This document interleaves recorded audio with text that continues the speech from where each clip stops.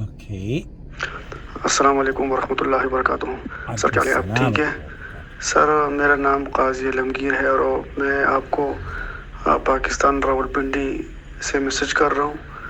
سر کچھ 2-3 سال پہلے میں نے ایک خواب دیکھا تھا کہ میں خانہ کعبے کی چھت پہ کھڑا تھا اور یہ غلاب جو ہر سال تبدیل ہوتا ہے جی. تو میں اس کام میں وہ کام کر رہا تھا اور لوگوں کے ساتھ تبدیلی کا جو پروسیس ہوتا ہے. تو اوپر چند لوگ اور بھی کھڑے تھے. تو سر اس بارے میں کوئی رہنمائی فرمائیں.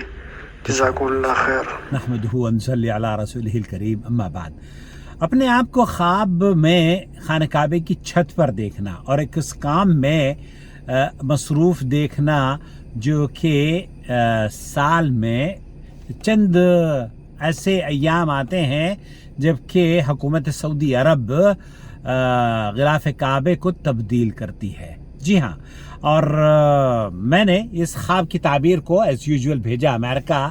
رومانہ نے اس کی کیا خوبصورت تعبیر بیان کی ہے وہ آپ کی خدمت میں پیش کروں گا، لیکن اس سے پہلے آپ سے درخواست کروں گا کہ اگر ابھی تک ہمارا چینل سبسکرائب نہیں کیا ہے تو سبسکرائب کر لیجئے.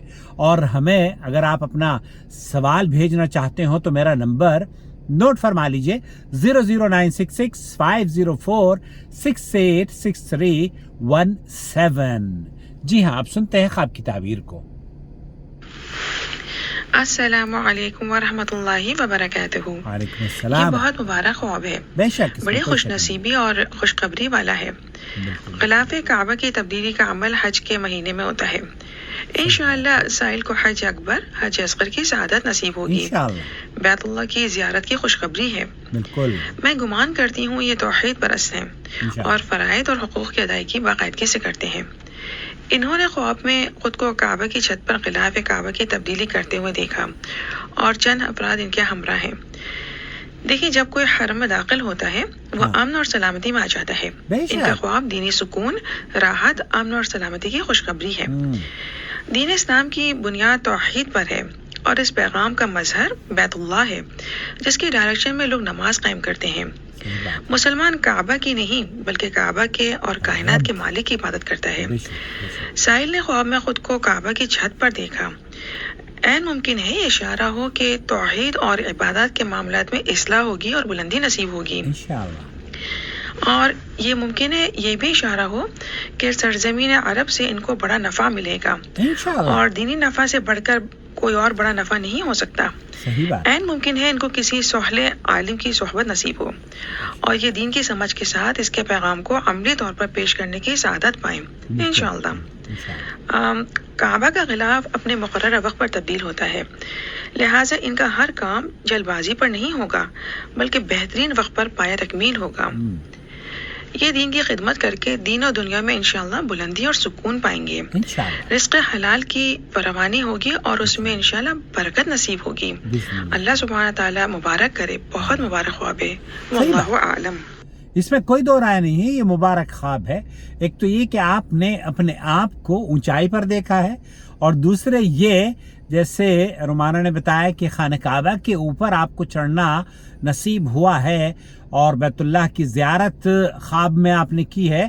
تو معبرین نے لکھا ہے کہ آپ انشاءاللہ تعالی آپ کو حیات میں بھی، زندگی میں بھی اللہ رب العالمین یہ موقع آپ کو عنایت فرمائے گا کہ آپ بیت اللہ کی زیارت کریں.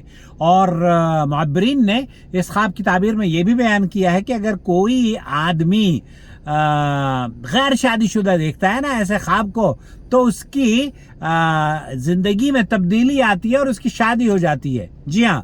اور امام ابن سیرین نے لکھا ہے کہ اگر کوئی ملوک یا جو وہ ہوتے ہیں نا وزراء اس طرح کے خواب دیکھتے ہیں تو پھر انہیں سلطہ یا طاقت اور وہ اقتدار، جس اقتدار کی وہ تلاش کر رہے ہوتے ہیں، جو صاحب اقتدار ہوتے ہیں نا ان کو اللہ تعالیٰ طاقت اور اقتدار سے مالا مال کر دیتا ہے. جی ہاں. تو آپ کو بھی انشاءاللہ تعالیٰ یہ ایک مبارک خواب ہے اور طرح طرح کی وسائل میں کے حصول کے لیے آسانی ہوگی اور طاقت کے حصول میں بھی انشاءاللہ تعالیٰ آپ کے لیے آسانی ہوگی. اور سب سے بہتر یہ کہ آپ کو توحید کی وہ نعمت اللہ رب العالمین عطا فرمائے جس سے آپ اللہ کی رضا حاصل کر سکیں اور بیت اللہ کی زیارت بھی کر سکیں. اپنا بہت خیال رکھیں. السلام علیکم ورحمۃ اللہ وبرکاتہ.